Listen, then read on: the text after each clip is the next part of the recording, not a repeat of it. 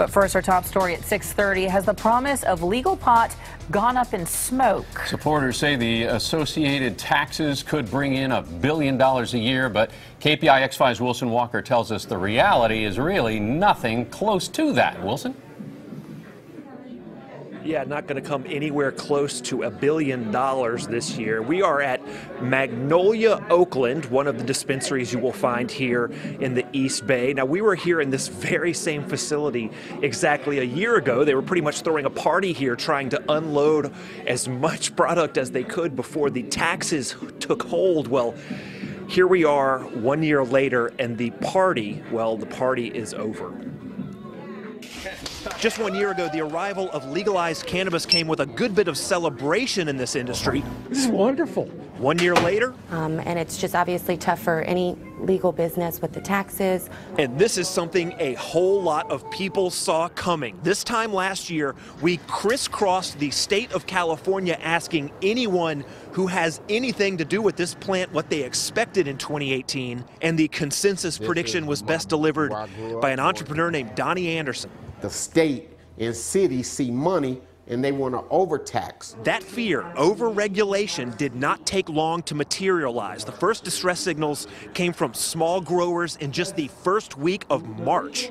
I sold my farm yesterday, but the over-regulations have stopped me from being able to move forward. By July, testing requirements left many stores with shelves that bordered on empty. These are the only ones that we currently have up to state compliance. And with the wheels seemingly coming off, lawmakers in Sacramento tried to roll out plans for some cannabis market relief. And it reduces state excise tax from 15% to 11%. Those efforts were unsuccessful in 2018, and so a lot of important work was left 50, 75% finished. Hezekiah Allen is an industry lobbyist. Ask him why California is well short of its cannabis revenue projections. He'll point straight to the law approved by California voters. It was based on the idea of local control, laws changing at city and county lines. So local pushback has dramatically downsized the California market. There's only less than 1,000 retail locations in a state that could probably be best served by 10,000 or more retailers. I don't know, maybe my way I'm thinking of it is it's maybe easier to think of it as an economy than a cash register. I mean, it has to work systemically for there to be any kind of payoff for the state. Absolutely. I mean, if Californians are buying cannabis from unregulated sources, that means an unregulated transport company brought it there, and ultimately that means an unregulated grower grew it or produced it. And so it really is a cascading effect throughout the state. And again, same complaints at the local level. Because if you want to be able to bring a lot of people to Oakland, you can't have the highest taxes in the state. So taxation, a resilient black market, and the infamous cash problem when it comes to capitalizing on California's largest cash crop, there is a lot of work left to do. At the end of the day, what we really need is a systematic, comprehensive review and overhaul of the cannabis laws.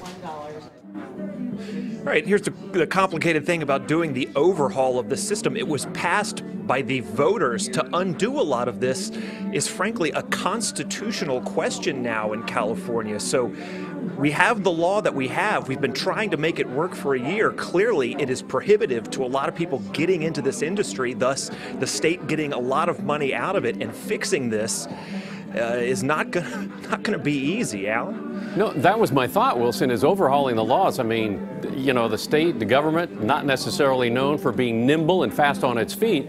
That's going to take quite some time. So in the meantime, what happens? Are we stuck where we are? Yeah, absolutely stuck where we are. And if you think about it, we showed you those farmers who were in dire straits in March. The state, just within a month of that, was trying to change the tax laws, but they couldn't do it, even though there was kind of a consensus.